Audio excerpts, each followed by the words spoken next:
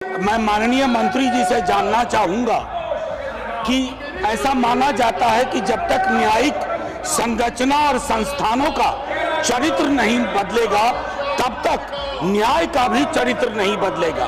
क्या सरकार अपनी तरफ से SC, ST, OBC कम्युनिटी का रिप्रेजेंटेशन तय करने के लिए वाइडर रिप्रेजेंटेशन कुछ कोशिश कर रही है? ऑल इंडिया जुडिशियल कमीशन की कोशिश कर रही है? सबका साथ सबका विकास ये हमारा मूल मंत्र है और ये जुडिशरी में भी है। 25 हमारे हाई कोर्ट हैं, उनको लगातार मेरी ओर से भी लेटर जाता है कि जो हमारे SC, ST, OBC माइनॉरिटीज के जो कैपेबल एडवोकेट हैं उनमें कुछ नाम अगर आपको ठीक लगता है तो उनके नाम भेजे जाए।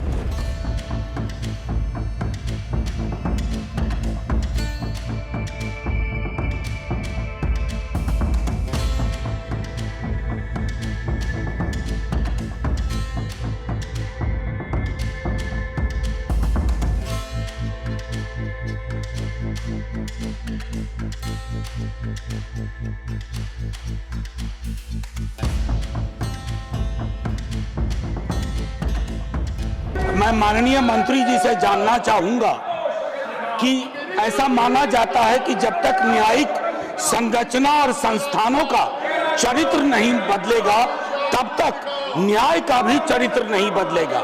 क्या सरकार अपनी तरफ से SC, ST, OBC कम्युनिटी का रिप्रेजेंटेशन तय करने के लिए वाइडर रिप्रेजेंटेशन कुछ कोशिश कर रही है? ऑल इंडिया जुडिशियल कमीशन की कोशिश कर रही है? क्योंकि रिप्रेजेंटेटिव अगर कैरेक्टर नहीं होगा न्यायिक संस्थाओं का तो न्याय भी हर घर हर दर नहीं पहुंचेगा। माननीय मंत्री जी से जानना चाहते हैं। Honourable minister. धन्यवाद चेयरमैन सर। माननीय सदस्य ने जो प्रश्न किया है वो जो प्रधानमंत्री श्री नरेंद्र मोदी जी की नीतियां हैं उससे संबंधित ही है। सबका साथ सबका विकास ये हमारा मूल मंत्र है और ये जुडिशरी में भी है। जैसे ये MOP की बात करते हैं, कई बार हमारे यहाँ जब कॉलेजियम सिस्टम शुरू हुआ तो मेमोरेंडम ऑफ प्रोसीजर का विषय आया MOP।